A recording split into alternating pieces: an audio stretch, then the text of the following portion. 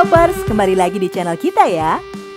Perang 10 November 1945 di Surabaya sejatinya tidak hanya menghadapkan para pejuang kita dengan sekutu dan Nika, namun juga beberapa pasukan spesial yang sengaja dibawa Inggris untuk membantu.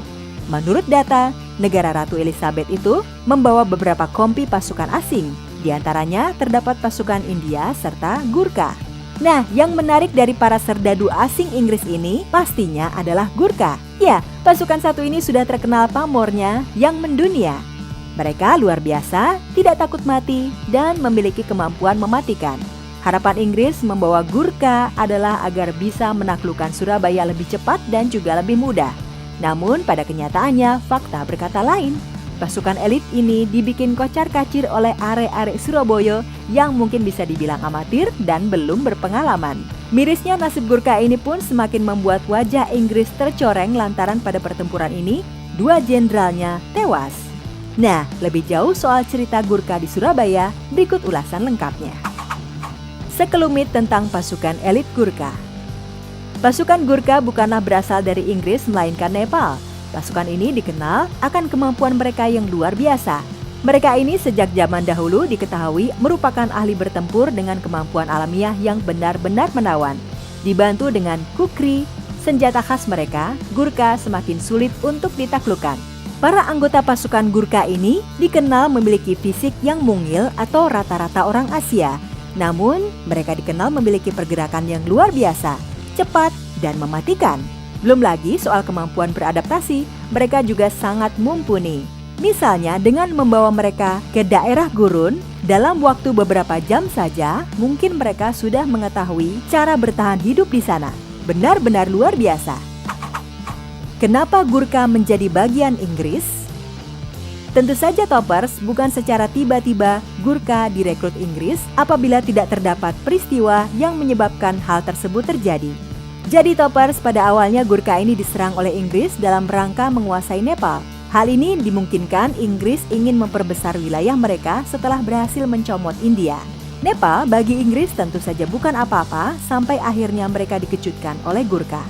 Ya, siapa yang menyangka kalau Inggris mendapatkan perlawanan yang luar biasa dari pasukan kecil mematikan ini hingga pada akhirnya mereka kalah telak. Namun alih-alih merasa dendam, Inggris malah kagum dengan Gurkha hingga akhirnya muncul wacana untuk menyewa mereka sebagai pasukan tambahan.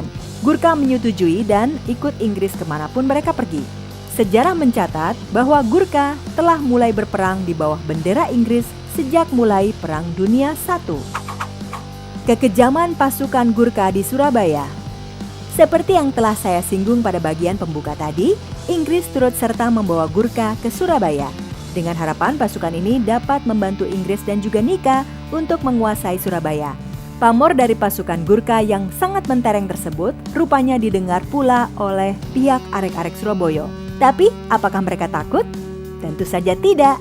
Pasukan Gurkha selama berada di Surabaya dikenal akan kelakuan mereka yang buruk. Tidak hanya suka melakukan kekerasan dan juga sweeping, mereka juga kerap merampas senjata para pejuang.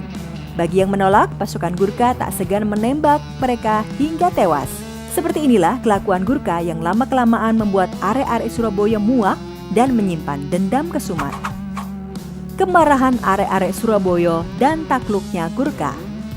Perilaku kejam dan semena-mena yang tak henti-hentinya dilakukan oleh pasukan Gurkha sampai akhirnya menjadikan arek-arek Surabaya berada di puncak kesabaran mereka. Mereka murka hingga mereka tidak peduli jika nyawa mereka harus menjadi taruhannya. Hingga kemudian tanpa basa-basi lagi, para pejuang Surabaya pun melakukan pergerakan besar dan menyerang ratusan pos-pos pasukan Inggris. Banyak di antara pos-pos ini diisi oleh para pasukan Gurkha. Namun arek-arek Surabaya tak peduli dan terus berjuang semampu mereka. Hasilnya luar biasa Toppers, pasukan yang katanya elit ini dihajar habis-habisan. Ternyata kukri tidak begitu mematikan jika dilawan dengan celurit.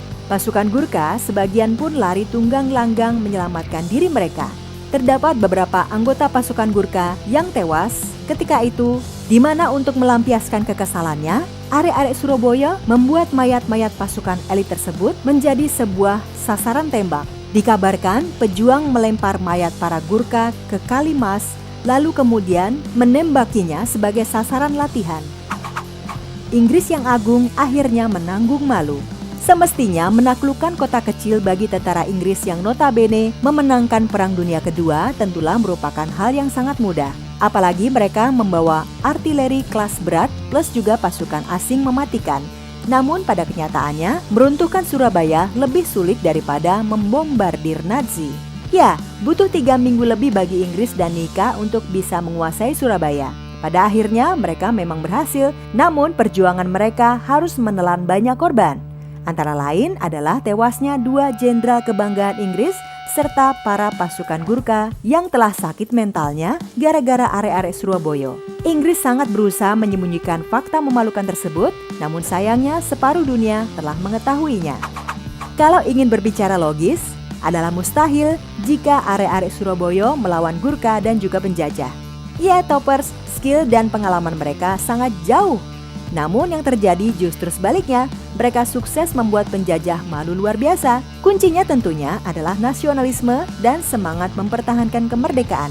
Tanpa 2 hal tersebut, Surabaya mungkin akan takluk dalam 2 jam saja.